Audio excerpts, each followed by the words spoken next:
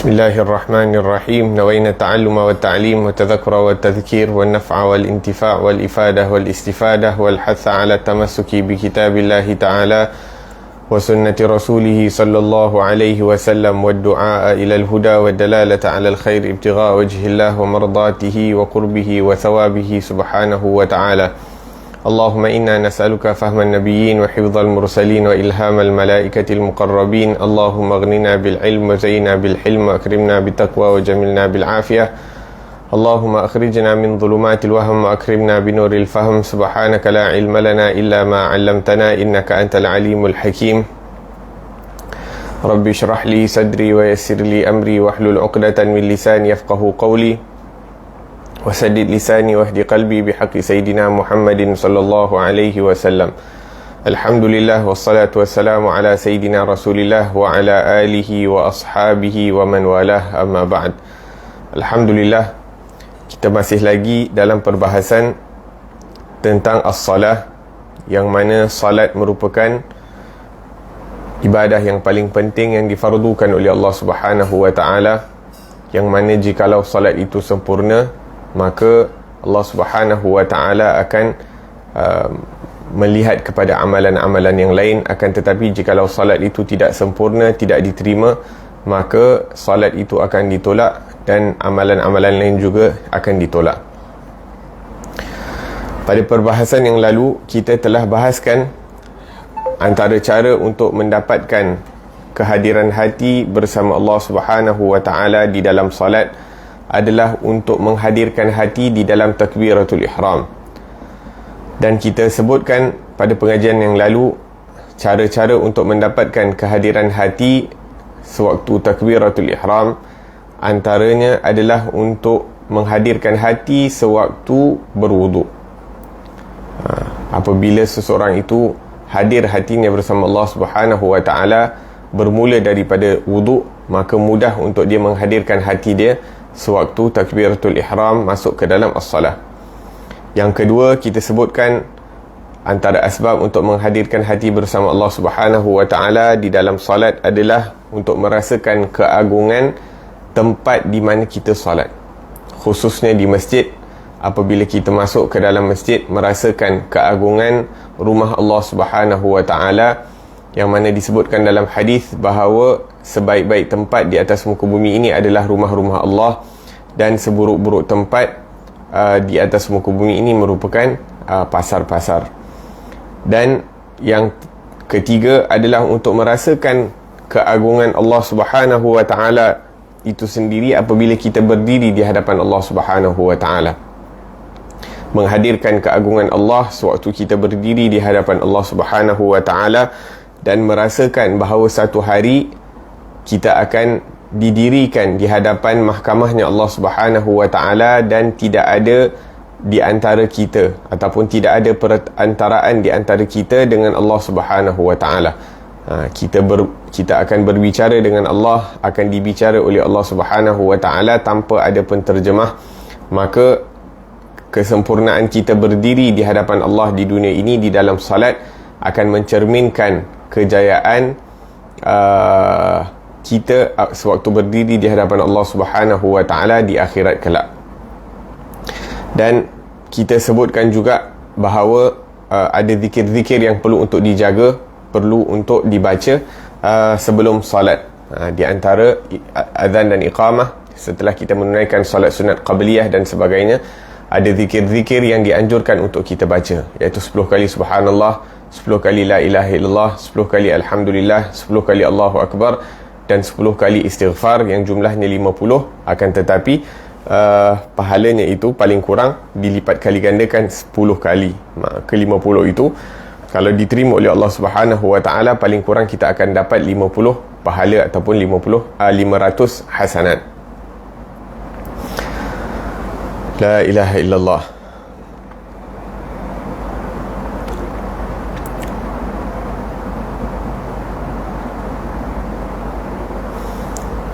Naam, dan kita sebutkan sewaktu kita mengangkat takbiratul ihram. Pada pengajian yang lalu juga kita sebutkan sewaktu kita mengangkat takbiratul ihram, apakah yang dimaksudkan dengan Allahu Akbar.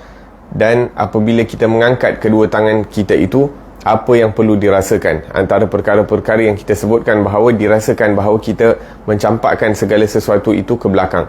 Tidak ada perkara yang lebih utama, yang lebih penting, yang lebih agung untuk kita rasakan melainkan daripada keagungannya Allah Subhanahu Wa Taala, sehingga kita apabila angkat Allahu Akbar, kita meletakkan segala urusan-urusan kita, segala perkara-perkara dunia itu di belakang kita dan hanya memberikan tumpuan sepenuhnya kepada Allah Subhanahu Wa Taala.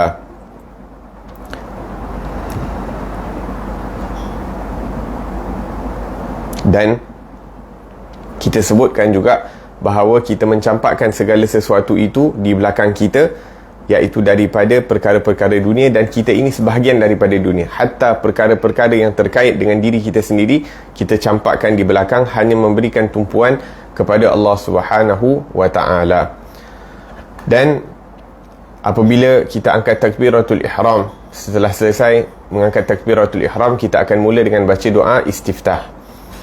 Yang mana antara makna istiftah itu adalah memohon pembukaan daripada Allah Subhanahu Wa Taala.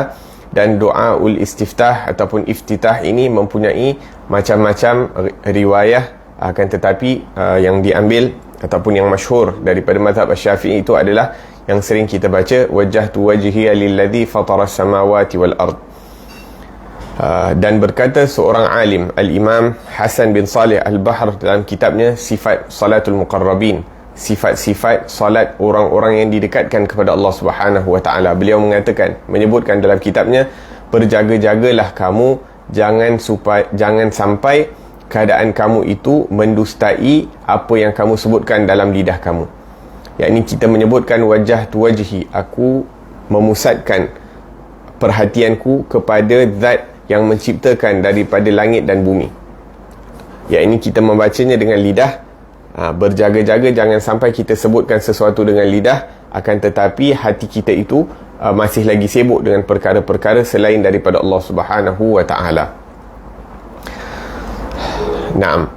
Adakah pada waktu itu hati kita berpusatkan kepada Allah Subhanahu Wa Taala, memberi tumpuan yang penuh kepada Allah Subhanahu Wa Taala, ataupun hati kita sedang melakukan perkara sebalik daripada apa yang kita sebutkan?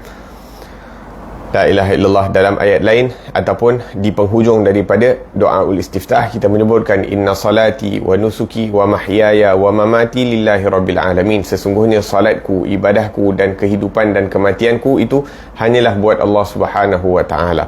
Adakah benar apa yang kita sebutkan adalah kerana Allah ataupun kerana selain daripada Allah, kerana keinginan kita, kerana apa yang diajak oleh syaitan, apa yang diperdayakan daripada perkara-perkara dunia dan sebagainya, sehingga kita menghabiskan kehidupan kita itu untuk menuruti daripada keinginan-keinginan hawa nafsu dan sebagainya. La ilaha illallah. Dan ini menunjukkan daripada kesempurnaan ataupun betapa dalamnya makna at-tauhid, mentauhidkan, mengesakan Allah Subhanahu Wa Taala, sehingga tidak ada apa-apa yang didahulukan melain daripada apa yang dikehendaki, apa yang diperintahkan oleh Allah Subhanahu Wa Taala, dan tidak mensyirikkan Allah Subhanahu Wa Taala dengan sesuatu ketika kita berada di dalam mahkamahnya ataupun sewaktu kita berada bersama Allah Subhanahu Wa Taala di dalam as-salah. Kalau kita memikirkan tentang perkara-perkara yang lain di dalam salat sewaktu berada di hadapannya Allah Subhanahu Wa Taala, seolah-olah kita telah mensyirikkan. Syirik yang ini bermakna yakni kita membahagikan tumpuan kita itu kepada selain Allah sewaktu kita berada di hadapan Allah Subhanahu Wa Taala. Dan kemudian apabila kita membaca daripada suratul Fatihah, kita mula bermunajat kepada Allah Subhanahu Wa Taala, kita mula untuk bertutur dengan Allah Subhanahu Wa Taala.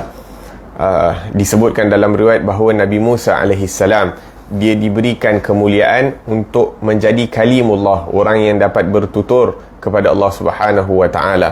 Allah Subhanahu Wa Taala mengangkatkan hijab daripada pendengarannya sehingga dia dapat mendengar kalamullah al-qadim, dapat mendengar daripada kalamullah, perkataan Allah Subhanahu Wa Taala. Naam. Kita juga dapat mendengar ataupun kita juga dapat bertutur dengan Allah Subhanahu Wa Taala Cuma perbezaan kita dengan Nabi Musa adalah Nabi Musa diangkatkan hijab sehingga dia dapat dengar jawapan daripada Allah, akan tetapi kita ni mendengar daripada kalamullah daripada segi makna apa yang telah diwahyukan kepada Nabi Muhammad sallallahu alaihi wasallam. Dengar mubasyarah directly tidak diizinkan, akan tetapi apa yang telah diturunkan kepada Nabi Muhammad sallallahu alaihi wasallam daripada wahyu itu yang dapat diperdengarkan oleh telinga kita. Naam. Fa anta taqid wa tatayaqan bi anna Allah yukallimuka fi hadhihi sa'ah. Maka dengan diturunkan al-Quran itu kepada Nabi Muhammad sallallahu alaihi wasallam, maka kita meyakini bahawa ianya merupakan kalamullah, ia merupakan daripada perkataan-perkataan Allah Subhanahu wa taala. Fa anta kalimullah maksudnya kita mendengar daripada perkataan ataupun percakapan Allah Subhanahu wa taala pada darjat yang lebih rendah daripada apa yang diizinkan oleh Nabi Musa alaihi salam. Dan disebutkan dalam riwayat, apabila seseorang hamba itu membaca bismillahirrahmanirrahim alhamdulillahirabbil alamin, disebutkan dalam riwayat apabila seseorang hamba mengucapkan alhamdulillahirabbil alamin, Allah Subhanahu wa taala akan mengatakan hamidani abdi, hamba aku telah memujiku. Maksudnya apa? Maksudnya bila kita membaca daripada Al-Quran, Allah menjawab, Allah memberi komen kepada apa yang kita sebutkan, apa yang kita pujikan kepada Allah Subhanahu wa taala. Apabila kita menyebut Ar-Rahmanir Rahim, Allah Subhanahu wa taala berfirman, Athna alayya abdi, hamba aku telah mensucikan aku, telah memuji kepada aku. Apabila kita menyebutkan Maliki Yaumiddin, ataupun dalam riwayat lain menyebutkan Maliki Yaumiddin, hamba raja kepada hari pembalasan, iaitu Allah Subhanahu wa taala menyebutkan majjadani abdi, hamba aku telah mengagungkan aku, kata Allah Subhanahu wa taala. Maka dalam makna-makna ini, sewaktu membaca surah Al-Fatihah, setiap perkataan yang kita sebutkan maka akan dijawab, dibalas oleh Allah Subhanahu wa taala. Dan pada hakikatnya, siapakah kita untuk diajak berbual oleh Allah Subhanahu wa taala? Iaitu kita ni kalau nak bercakap dengan orang-orang besar, kebiasaannya tidak ada kelayakan untuk dapat bercakap dengan orang-orang besar kalau tidak ada tak ada pasal. Kalau tak pasal-pasal, kita tak dapat nak bercakap dengan orang-orang, contohnya dekat dunia ni lah, orang-orang yang mempunyai jawatan yang tinggi dan sebagainya, mempunyai pangkat yang tinggi, biasanya susah untuk mendapat peluang bercakap dengan mereka. Akan tetapi setiap kali kita masuk ke dalam solat, Allah Subhanahu wa taala izinkan kita untuk berbicara dengan Allah Subhanahu wa taala. Pada hakikatnya, siapakah kita dengan lidah kita yang dipenuhi dengan kekotoran dan kemaksiatan? Lidah kita ini diizinkan Allah untuk menyebut namanya, diizinkan Allah untuk memuji kepadanya. Allah Subhanahu wa ta'ala mengizinkan lidah kita ini untuk menyebut nama Allah Subhanahu wa ta'ala walaupun penuh dengan dosa, penuh dengan kekurangan dalam menjalankan ketaatan kepada Allah Subhanahu wa ta'ala. Dan di sini juga menunjukkan bahawa pujian kita terhadap Allah Subhanahu wa taala seakan-akan diberikan pengiktirafan oleh Allah Subhanahu wa taala, iaitu apabila kita menyebutkan alhamdulillahirabbil alamin hamidani abdi, iaitu Allah menerima pujian kita itu walaupun pujian kita itu sebenarnya tidak ada benda, tidak mempunyai apa-apa harga di sisi Allah Subhanahu wa taala kalau nak ikutkan. Akan tetapi Allah menerima pujian kita itu seadanya, menunjukkan bahawa walaupun sekecil mana pujian yang datang daripada kita itu, Allah Subhanahu wa taala masih lagi menerima dan menghargai daripada pujian tersebut. La ilaha illallah. Padahal selayaknya Allah Subhanahu wa taala lah sendiri yang layak memuji dirinya sendiri. Hamdan yuwafi ni'amahu wa yukafi'u mazidah. Kerana apa? Kerana segala nikmat yang Allah Subhanahu wa taala berikan kepada kita itu tidak mampu untuk kita mensyukuri daripada nikmat Allah, tidak mensyukuri untuk kita memuji Allah Subhanahu wa taala, melainkan apabila kita mewakilkan Allah itu sendiri untuk memuji dirinya bagi pihaknya Subhanahu wa taala. Naam, Ar-Rahmanir Rahim, apabila kita menyebutkan Ar-Rahmanir Rahim, Allah Subhanahu wa taala juga mengatakan athna alayya abdi, hamba-ku telah memuji. Sedangkan kita ni kalau tidak kerana pemberian dan anugerah daripada Allah Subhanahu wa taala, telah memuliakan kita, telah memberikan kita ilmu sehingga kita dapat mengetahui daripada keagungan Allah Subhanahu wa taala, tidak mungkin kita mampu untuk memuji Allah Subhanahu wa taala. Berapa ramai orang-orang yang tidak diberikan taufik untuk mengucapkan kalimah la ilaha illallah. Berapa ramai orang yang diberikan kalimah la ilaha illallah tapi tidak diberi taufik, kekuatan untuk memuji kepada Allah Subhanahu wa taala dan sebagainya. Maka pujian kita terhadap Allah itu pada hakikatnya datang daripada Allah dan kemudian diterima oleh Allah Subhanahu wa taala. Dan apabila seseorang hamba mengucapkan maliki yaumiddin, Allah Subhanahu wa taala mengatakan majjadani abdi, hamba aku telah mengagungkan aku. Dan Allah Subhanahu wa taala yang bernama Al-Majid Subhanahu wa taala, sebelum kita dijadikan, sebelum kita wujud, Allah Subhanahu wa taala itu telah agung, qabla an yujad al-mawjud fil wujud. Apabila kita mengucapkan iyyaka na'budu wa iyyaka nasta'in, kepada kamu ya Allah kami menyembah dan kepada kamu ya Allah kami memohon pertolongan. Dan di sini diajarkan kepada kita untuk mensucikan daripada pengesaan kita kepada Allah Subhanahu wa taala di dalam hati, merasakan bahawa tidak mampu untuk beribadah kepada Allah Subhanahu wa taala, tidak berkuasa untuk menyembah Allah Subhanahu wa taala melainkan daripada pertolongan daripada Allah Subhanahu wa taala.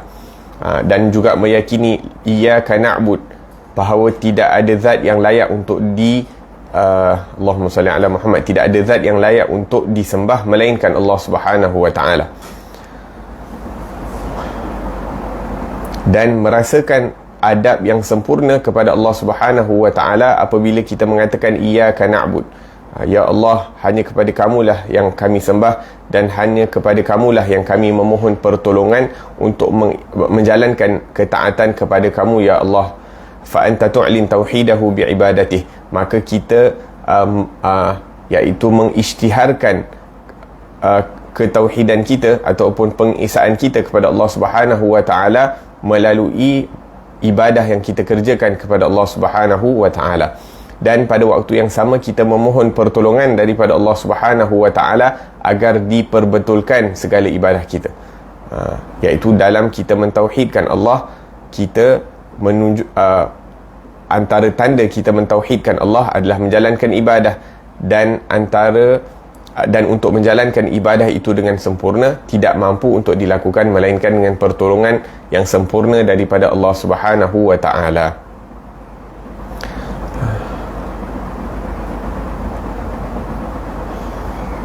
La ilaha illallah. Dan perkataan iyyaka na'budu wa iyyaka nasta'in ini tidak difahami ianya berpisah satu dengan yang lain. Ibadah tu satu perkara, pertolongan daripada Allah itu satu perkara yang lain. Ya, ini kedua-duanya ada hubungan rapat, iaitu ibadah kita sama ada dalam menjalani ibadah ataupun menjalani daripada perintah-perintah Allah Subhanahu wa taala dalam menjalankan kehidupan kita di dunia ini, yang mana apabila diniatkan dengan niat-niat yang baik, niat-niat yang seperti mana yang diperintahkan oleh Allah Subhanahu wa taala dalam mencari rezeki yang halal, menunaikan hak-hak di antara manusia, bagaimana menjalankan hubungan sesama manusia dengan cara yang diperintahkan oleh Allah Subhanahu wa taala, maka hatta pada perkara-perkara dunia itu untuk menjalankan perkara-perkara tersebut sesuai dengan syariat yang diajar oleh Allah Subhanahu wa taala, yang ditunjukkan oleh Allah Subhanahu wa taala, kita memohon pertolongan agar supaya keseluruh kehidupan kita, sama ada perkara-perkara yang terkait daripada perkara dunia dan akhirat, semuanya berbalik kepada Allah Subhanahu wa taala. Bahkan seorang alim yang bernama Al-Imam Al-Harawi rahimahullahu taala telah menulis satu kitab yang berjudul Manazilus Sairin Baina Iyyaka Na'budu wa Iyyaka Nasta'in, iaitu darjat perbezaan di antara orang-orang yang menuju kepada Allah Subhanahu wa taala dalam memahami dalam erti kata perkataan iyyaka na'budu wa iyyaka nasta'in. La ilaha illallah. Idza qala al-'abdu iyyaka na'budu wa iyyaka nasta'in, dan apabila seseorang hamba itu mengatakan iyyaka na'bud wa iyyaka nasta'in, maka Allah Subhanahu wa taala akan berfirman, hadhihi baini wa baina 'abdi wa li 'abdi ma sa'al, ini adalah di antara aku dan hambaku.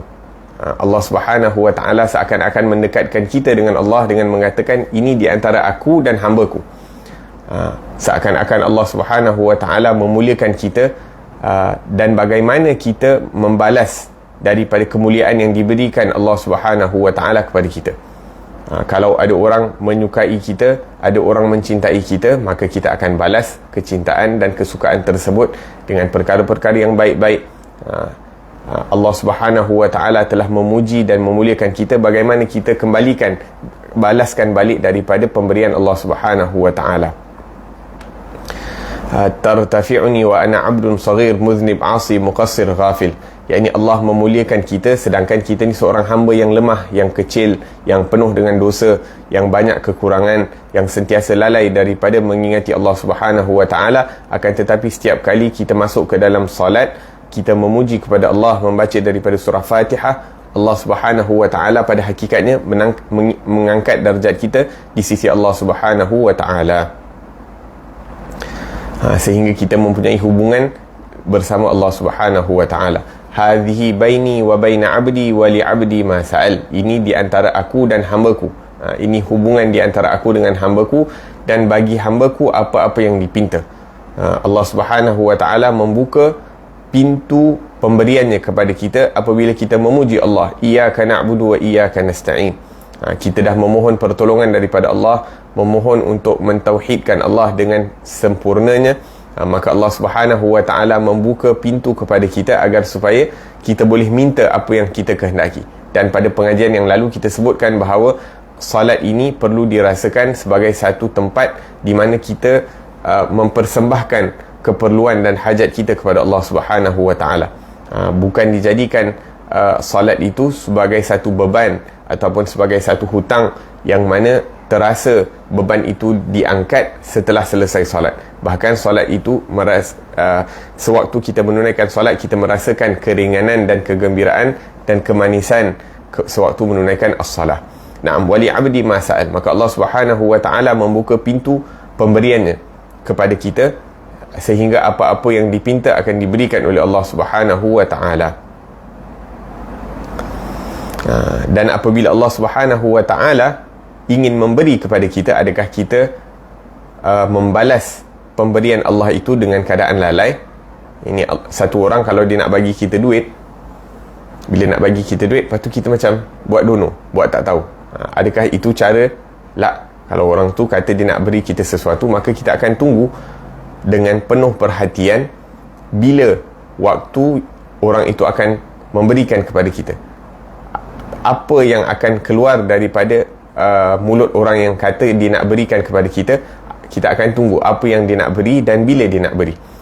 Maka Allah Subhanahu wa ta'ala apabila mengatakan wali 'abdi ma sa'al, dan bagi hamba aku apa-apa yang dipinta, apa-apa yang dikehendaki, maka Allah Subhanahu wa ta'ala sendiri yang mengajarkan kepada kita apa perkara yang paling penting untuk diminta. Allah Subhanahu wa ta'ala tak biarkan hambanya itu meminta sesuatu perkara yang remeh, yang rendah, yang tidak ada nilai. Maka Allah mengajarkan kepada kita yang paling penting, yang paling bernilai untuk kita mohon daripada Allah Subhanahu wa ta'ala di tempat yang agung, daripada orang yang agung, daripada zat yang maha agung, itu adalah hidayah daripada Allah Subhanahu wa ta'ala untuk menuju ke jalan yang lurus. Hidayah daripada Allah untuk kita jalan menuju kepada keridhaannya Allah Subhanahu wa ta'ala. Maka diajarkan ihdinas siratal mustaqim siratal ladzina an'amta alaihim. La ilaha illallah.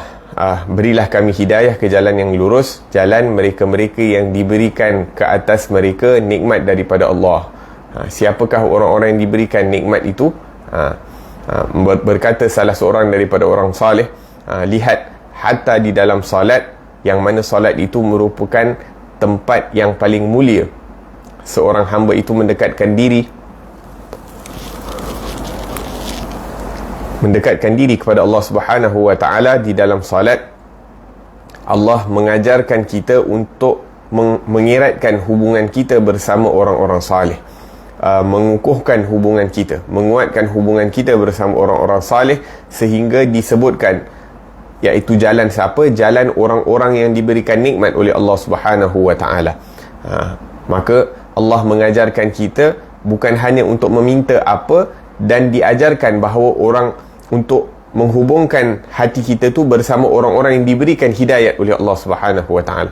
Diajarkan perkara yang paling bernilai, dan diajarkan bahawa orang-orang yang perlu untuk kita cintai, orang-orang yang perlu untuk kita punyai hubungan dengan mereka itu adalah orang-orang yang diberikan perkara yang bernilai itu sendiri, iaitu hidayah daripada Allah Subhanahu Wa Taala, yang mana hidayah itu diberikan kepada orang-orang saleh.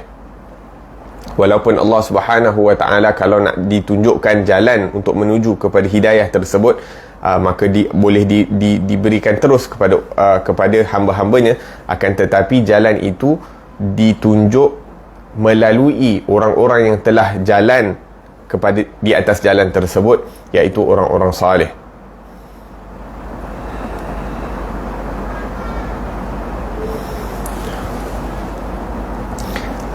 Dan di sini juga mengajarkan kepada kita untuk mencintai seseorang itu kerana Allah Subhanahu Wa Taala, dan untuk memarah ataupun tidak menyukai seseorang itu kerana Allah Subhanahu Wa Taala. Taat setia kepada seseorang itu kerana Allah, dan juga memarahi seseorang itu kerana Allah Subhanahu Wa Taala. Bukan kita marah kerana nafsu, bukan kerana kita cinta kerana nafsu juga. Setiap perkara itu dilakukan kerana Allah Subhanahu Wa Taala, maka kita mencintai, menghormati, mengagungi daripada orang-orang saleh. Kerana apa? Kerana mereka itu dicintai, diagungi, dihormati oleh Allah Subhanahu, ataupun diberikan pengiktirafan oleh Allah Subhanahu Wa Taala, sehingga di dalam surah Fatihah, surah yang diwajibkan untuk baca di setiap rakaat itu, disebutkan tentang orang-orang saleh.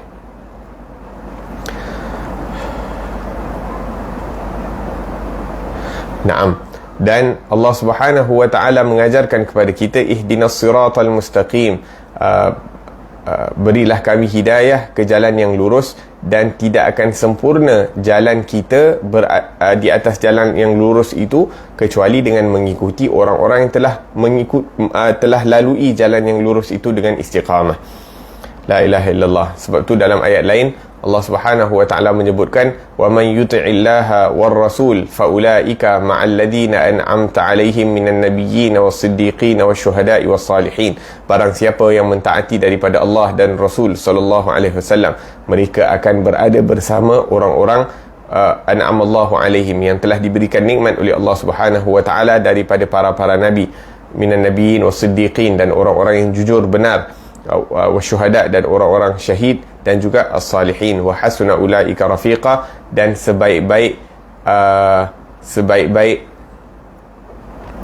hubungan ataupun sebaik-baik kawan yang boleh kita lakukan untuk kita bersama mereka adalah orang-orang as-salih. Law alima Allah fadlan yafuqu hadzal fadl la dzakarahu fi hadzal mawqif. Kalau Allah Subhanahu Wa Taala mengkehendaki satu perkara yang lebih mulia kepada seseorang, maka akan disebutkan di sini. Akan tetapi tak ada kemuliaan yang lebih tinggi daripada kita mendapat kebersamaan bersama orang-orang saleh, orang-orang yang telah diberikan nikmat oleh Allah Subhanahu Wa Taala. Maka dapat bersama orang saleh, dapat melihat wajah orang saleh, dapat mendengar perkataan orang saleh, dapat duduk dalam majlisnya orang saleh, ini merupakan satu nikmat yang besar. Maka tidak ada orang yang paling mulia melainkan daripada sahabat Rasulullah sallallahu alaihi wasallam, kerana mereka ini adalah orang-orang yang dapat bersahabat, dapat bersama, dapat duduk di dalam majlisnya Sayyidus Salihin, ketua orang-orang salih, iaitu Rasulullah sallallahu alaihi wasallam. Siratal ladzina an'amta alaihim ghairil maghdubi alaihim. Al-maghdubi alaihim ni siapa? Orang-orang yang dimarahi oleh Allah Subhanahu Wa Taala, orang-orang yang dimurkai oleh Allah Subhanahu Wa Taala. Mereka melanggari daripada perintah Allah, mereka menukar daripada firman-firman Allah Subhanahu Wa Taala, sedangkan mereka mengetahui apa itu kebenaran, sengaja degil ataupun enggan untuk menerima daripada kebenaran, sehingga mereka menukar belit daripada kebenaran. Waladdallin, dan juga orang-orang yang hina dan juga telah terpesong daripada jalan-jalan yang benar. Wasaru khalfa a'immatid dalal, dan mereka berjalan di belakang ketua-ketua yang sesat, yang menyesatkan, mimman saqahum ila inhiraf 'anis siratal mustaqim, yang mana yang mengajak mereka itu untuk berjalan selain daripada jalan yang lurus yang telah ditunjukkan oleh Allah Subhanahu wa taala. Maka ini kurang lebih daripada isi kandungan surah Fatihah, yang mana apabila kita menghadirkan makna-makna ini di dalam surah Fatihah, sewaktu kita membaca daripada surah Fatihah, ia akan membantu untuk menghadirkan hati kita bersama Allah Subhanahu wa taala di dalam as-salah. Bahkan ini merupakan hanya secebis daripada makna ataupun isi kandungan daripada surah Fatihah. Apabila kita ingin memuaskan, mengenyangkan, menghilangkan haus kita tentang makna-makna Fatihah, maka kitab tafsir itu masih banyak lagi untuk dibaca daripada makna-makna yang terkandung dalam surah Al-Fatihah. Dan telah berkata Imam Ali bin Abi Talib karramallahu wajhah, beliau menyebutkan tentang makna ilmu yang telah diberikan Allah Subhanahu wa taala kepadanya, sesuai dengan apa yang disabdakan oleh Rasulullah sallallahu alaihi wa alihi wasallam. Rasulullah bersabda, ana madinatul ilmi wa aliyun babuha, aku merupakan kota ilmu dan Sayyidina Ali merupakan pintu kepada kota ilmu tersebut. La ilaha illallah. Maka Sayyidina Ali bin Abi Talib mengatakan bahawa lau aradtu an umli ma'ani surat al-Fatihah la awqartu 70 ba'iran, kalau aku ingin menulis daripada makna-makna yang diberikan kepada aku tentang surah Fatihah, maka aku akan memenuhkan 70 unta yang dipenuhi dengan muatan buku-buku. Itu zaman dulu, unta ni dia ada tempat untuk nak carry barang. Maka kalau ada satu unta tu katalah boleh dimuatkan dengan mungkin berapa, 20 buku, 30 buku dalam seekor unta tu dengan muatannya, maka Sayyidina Ali bin Abi Talib mengatakan bahawa aku boleh penuhkan 70 unta yang dimuatkan dengan buku-buku tafsir hanya untuk membahaskan daripada surah Al-Fatihah. Itu berapa banyaknya pembukaan ataupun makna daripada surah Fatihah yang diberikan kefahaman oleh Allah Subhanahu wa taala kepada Sayyidina Ali bin Abi Talib. Kemudian diriwayatkan juga bahawa beliau mengatakan, "Lau aradtu an umli ma'ani basmalah allati fil Fatihah la awqartu 70 ba'iran." Kemudian beliau mengatakan, kalau aku ingin menulis tentang makna Bismillahirrahmanirrahim, maka aku akan memenuhkan 70 ekor unta yang dipenuhi dengan buku-buku yang tertulis di dalamnya daripada makna surah Fatihah. Dan kemudian dia mengatakan, lau aratu an umli fi ma'anil ba' min basmalah la awqartu 70 ba'iran, kalau aku ingin menulis daripada makna-makna yang diberikan kepada aku tentang ba' yang berada di dalam Bismillahirrahmanirrahim, maka aku juga akan penuhkan 70 daripada muatan unta, 70 muatan 70 ekor unta yang dipenuhi dengan muatan kitab-kitab yang dipenuhi dengan makna ba'. Subhanal mu'ti, maha suci Allah Subhanahu wa ta'ala yang maha memberi, yang maha mengetahui, yang maha bijaksana. Apabila dibukakan ilmu tersebut kepada seseorang, maka Allah Subhanahu wa ta'ala maha luas pemberiannya kepada mereka. La ilaha illallah. Mungkin kita akan merasakan banyaknya makna-makna yang diberikan kepada Sayyidina Ali bin Abi Talib, iaitu kalau kita sebutkan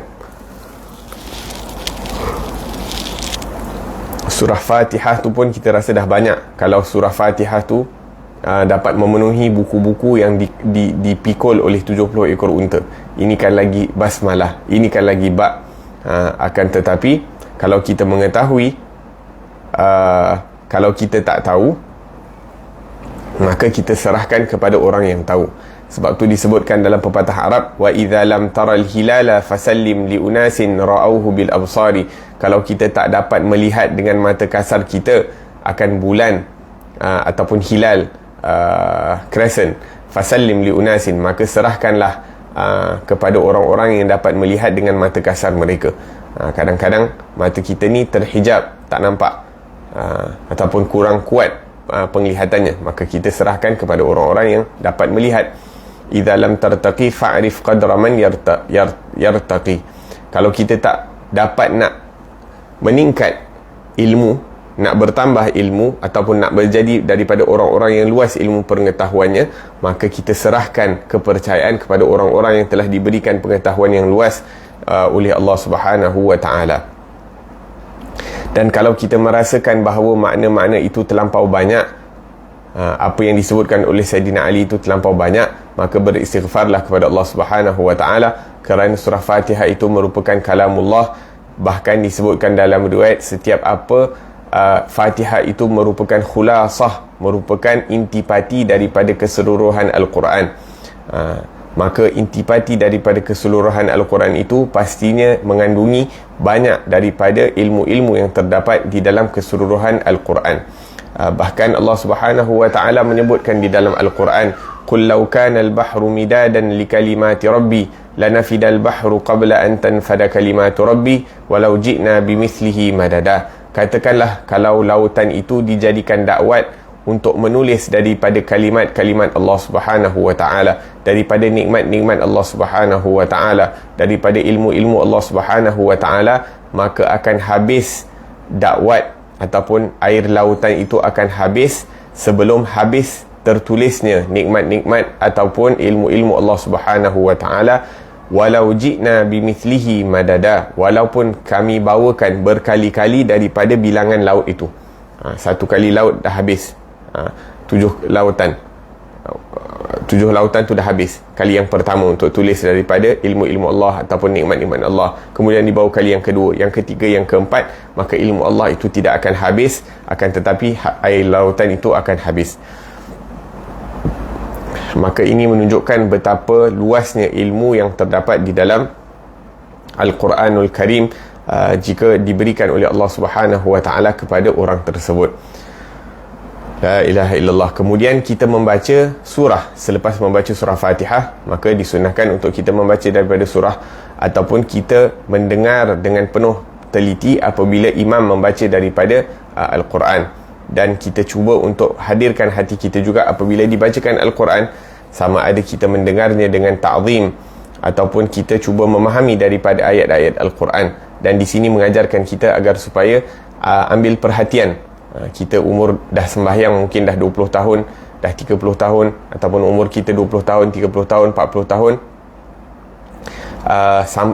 adakah masih lagi kita tidak memahami daripada surah-surah yang kita baca?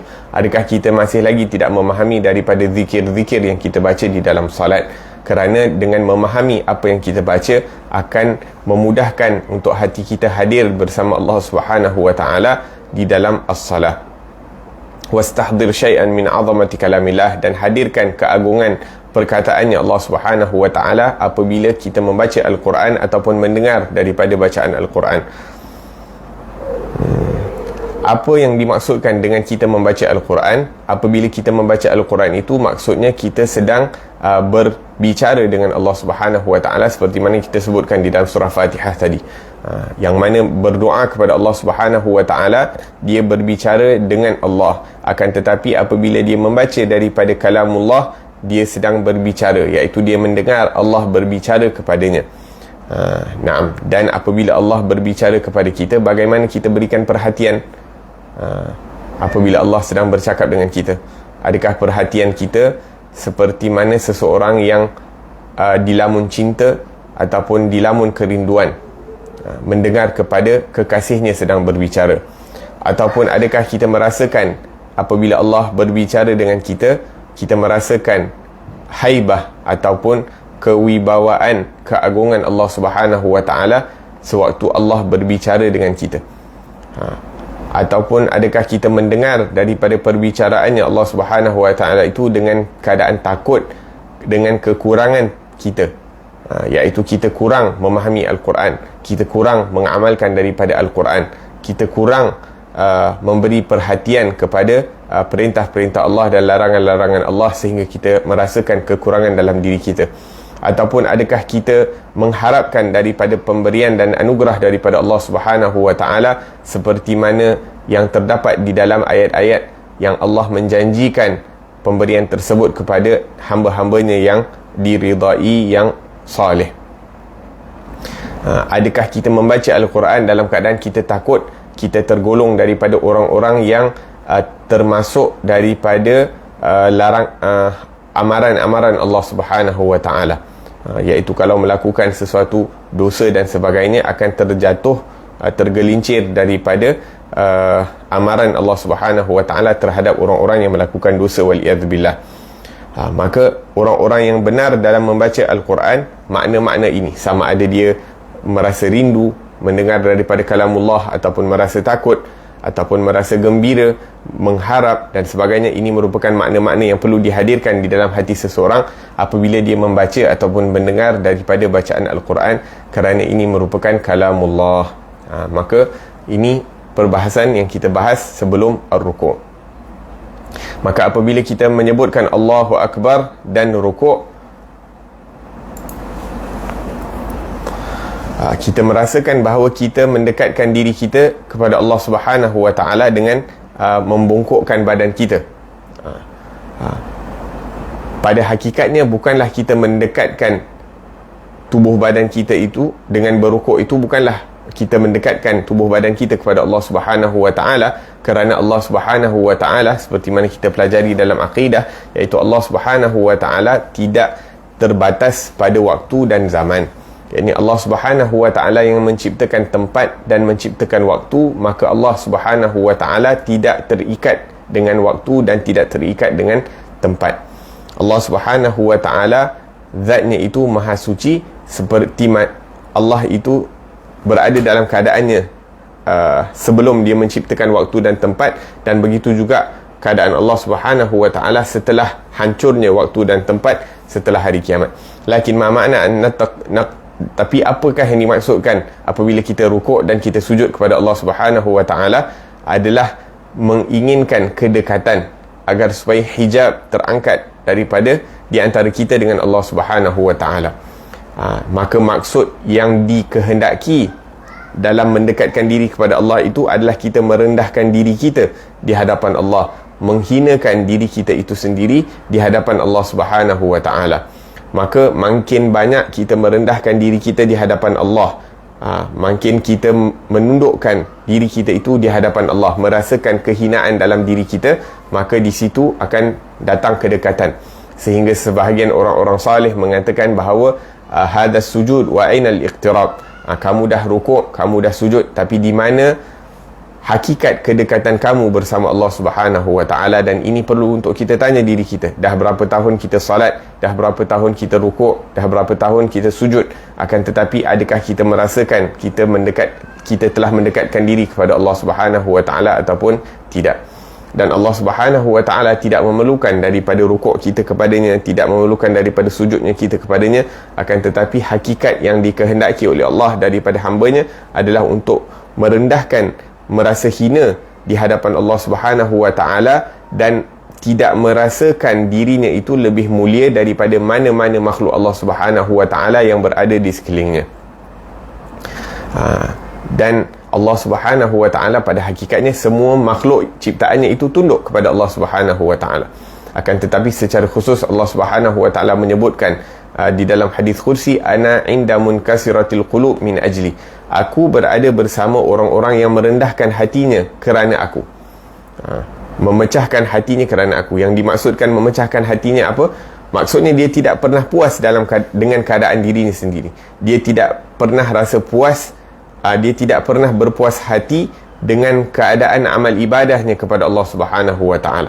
Mahmakan, banyak mana pun amal ibadah yang dilakukan, masih lagi dia merasakan kekurangan, masih lagi dia rasa sedih. Ya Allah, ya ini aku ni hamba yang sangat teruk, aku ni hamba yang banyak melakukan kesalahan dan kekurangan. Hatta dalam ibadah aku lalai, membaca Al-Quran dalam keadaan lalai, bersembahyang dalam keadaan lalai, mengeluarkan zakat dalam keadaan hati itu masih lagi cinta terhadap dunia, tidak mampu untuk meninggalkan daripada kecintaan terhadap perkara-perkara dunia. Maka sifat-sifat yang ini yang dikehendaki oleh Allah, maka makin kita mampu menghinakan diri kita itu di hadapan Allah, makin kita dapat mendekatkan diri kepada Allah Subhanahu wa taala, dan ini merupakan hakikat kedekatan kepada Allah Subhanahu wa taala.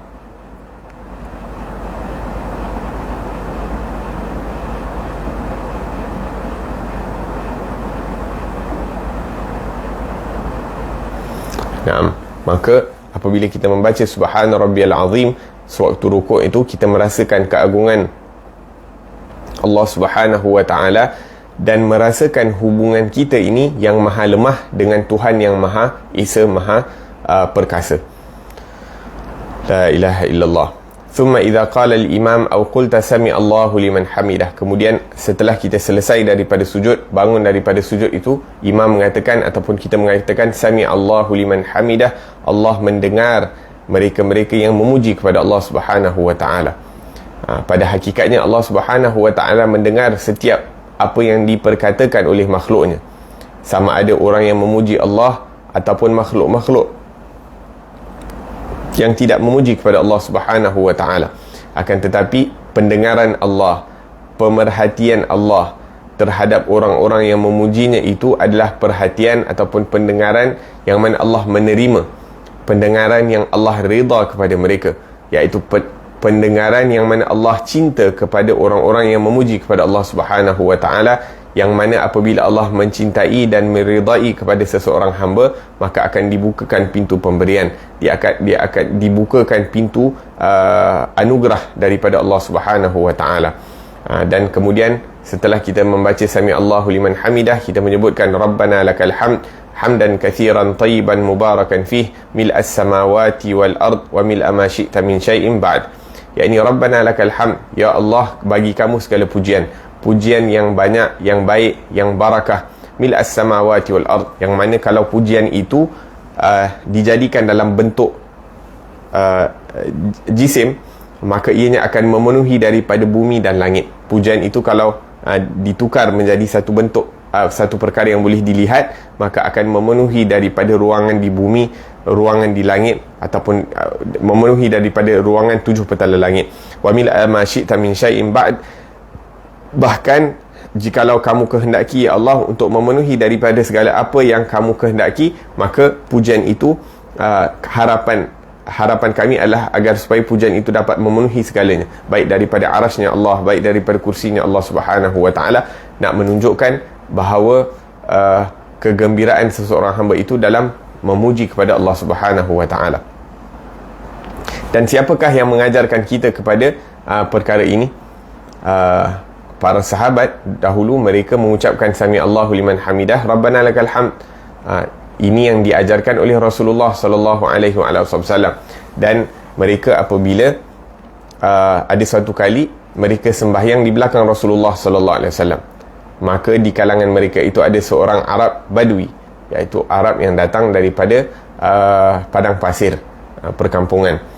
Maka dia pun datang solat dengan Rasulullah sallallahu alaihi wasallam. Jadi apabila Arabi ini, yang mana Arabi ini hati mereka bersih, mereka dapat merasakan kenikmatan perkataan, iaitu mereka dapat merasakan nilai sesuatu perkataan yang mulia, iaitu apabila disebutkan sami Allahu liman hamidah, seakan-akan mereka memahami daripada erti katanya, mereka merasakan kemanisan dan kenikmatan apa yang disebutkan oleh Rasulullah sallallahu alaihi wasallam, dan apa yang mereka dengar daripada yang keluar daripada lidahnya baginda Rasulullah sallallahu alaihi wasallam yang mulia. Jadi apabila mereka mendengar Rasulullah mengatakan sami Allahu liman hamidah, mereka merasakan kenikmatan, maka secara spontan mereka menyebutkan Rabbana lakal hamd hamdan kathiran tayyiban mubarakan fih mil'as samawati wal ard wa mil'a ma syi'ta min syai'in ba'd. Seakan-akan tak boleh nak berhenti dalam memuji kepada Allah Subhanahu wa ta'ala. La ilaha illallah.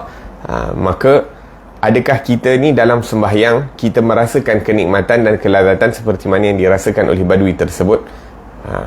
Ini yang perlu kita tanya. Setiap bacaan yang kita baca itu, adakah kita merasakan kenikmatan tersebut? Sehingga bila kita merasakan kenikmatan, tak adalah kita tergesa-gesa.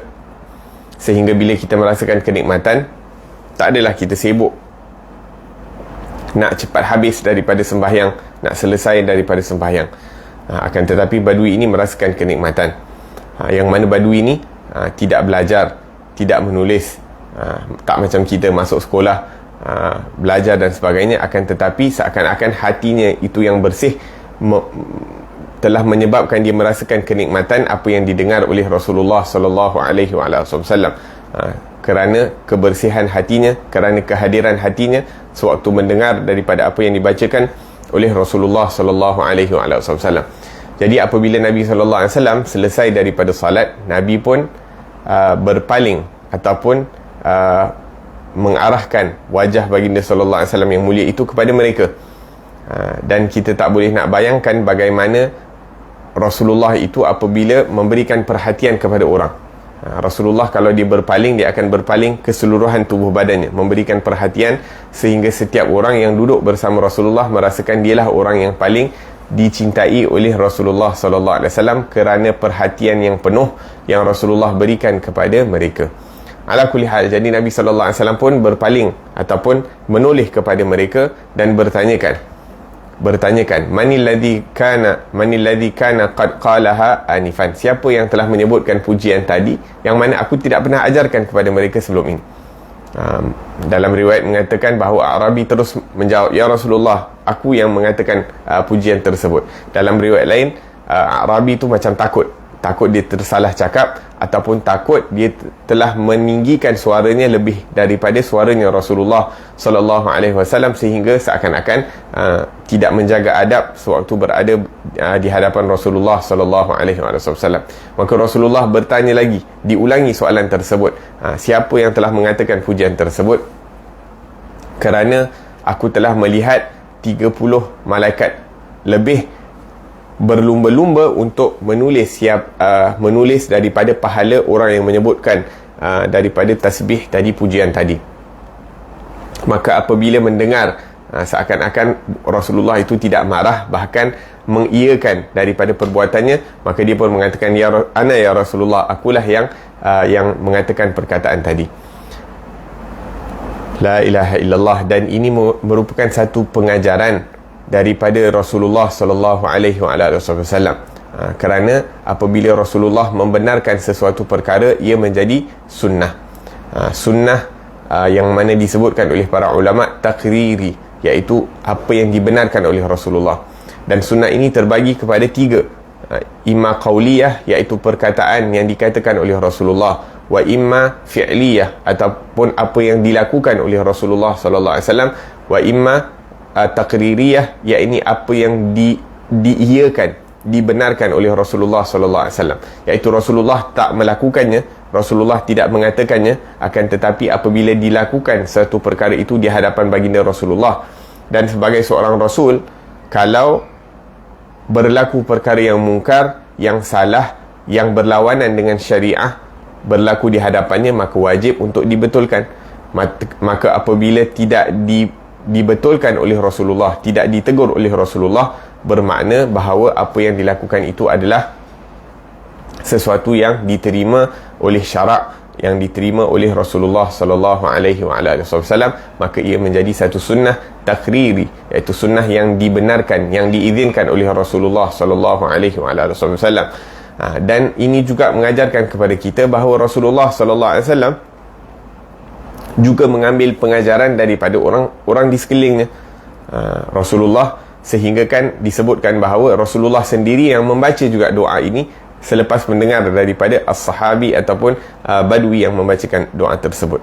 Iaitu Rasulullah mengambil pengajaran, belajar poin-poin yang penting, yang bagus daripada sahabat-sahabat baginda sallallahu alaihi wasallam sendiri.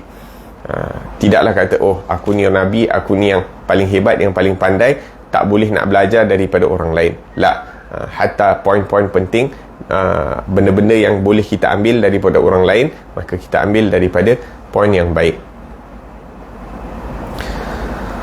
La ilaha illallah. Naam. Kemudian insya-Allah pada pengajian yang akan datang kita akan sambung daripada bahagian as-sujud, apa yang disebutkan daripada makna-makna ataupun yang perlu untuk kita hadirkan sewaktu kita sujud kepada Allah Subhanahu wa taala sehingga ke akhir as-salah.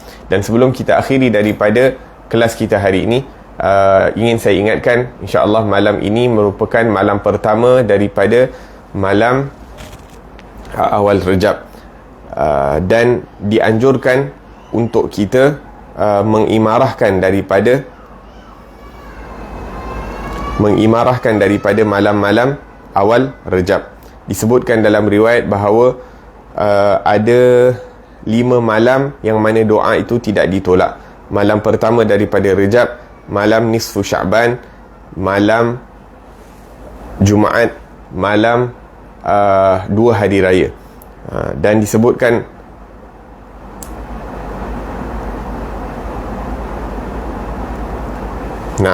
dan di bulan Rejab ini kita perlu untuk memperbanyakkan beberapa perkara, antaranya adalah untuk memperbanyakkan istighfar kepada Allah Subhanahu wa taala. Dalam riwayat menyebutkan bahawa fa innallaha fi kulli sa'ah minhu mutaqa minan nar, kerana Allah mempunyai orang-orang yang dilepaskan daripada api neraka di bulan Rejab. Dan antara doa yang perlu untuk kita perbanyakkan baca di bulan Rejab sehingga ke Sya'ban adalah Allahumma barik lana fi Rajab wa Sya'ban wa balighna Ramadan wa a'inna 'alal qiyam was siyam wa hafazna minal atham wa tilawatil Quran. Dan moga-moga Allah Subhanahu wa taala pelihara kita daripada dosa-dosa dan diberikan taufik untuk kita perbanyakkan daripada bacaan Al-Quran. Dan disebutkan oleh orang-orang salih bahawa bulan Rejab ini bulan untuk menabur benih, bulan untuk menabur benih, dan bulan Sya'ban adalah untuk kita ataupun menyiram daripada benih-benih yang telah kita taburkan, dan bulan Ramadan adalah untuk kita menuai daripada hasil tersebut. Maka apakah benih-benih yang perlu untuk kita tanam pada bulan Rejab ini?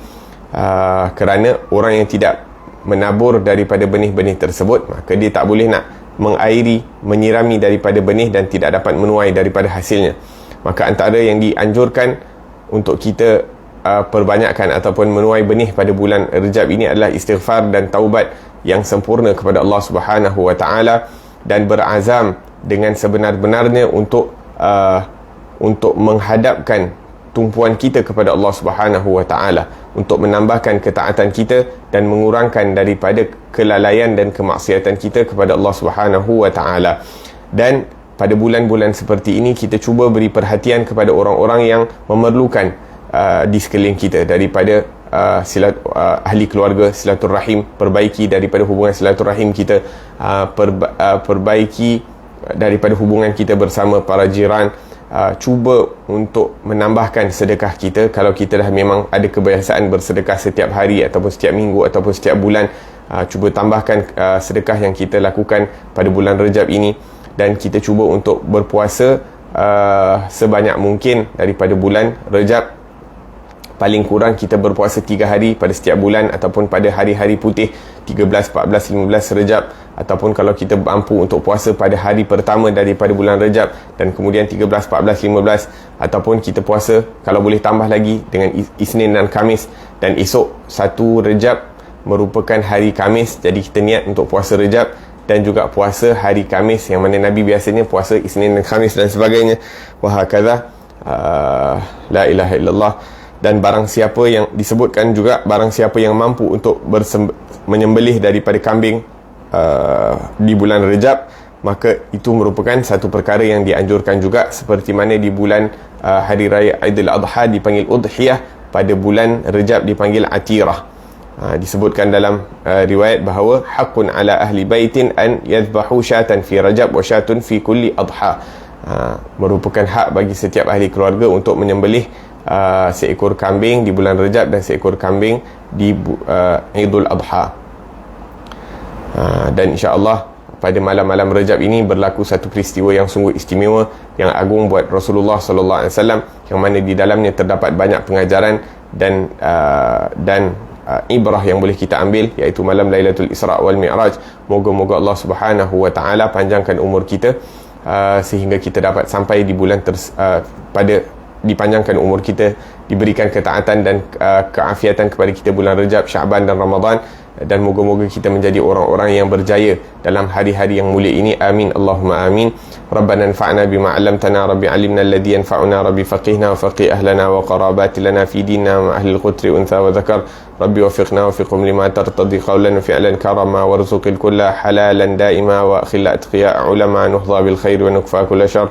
Rabbana waslih lana kulla shu'un wa aqir bir ridha minkal uyun waqdi 'anna rabbana kulla duyun qabla an ta'tiyana rusulul manun waghfir wastur anta akram man satar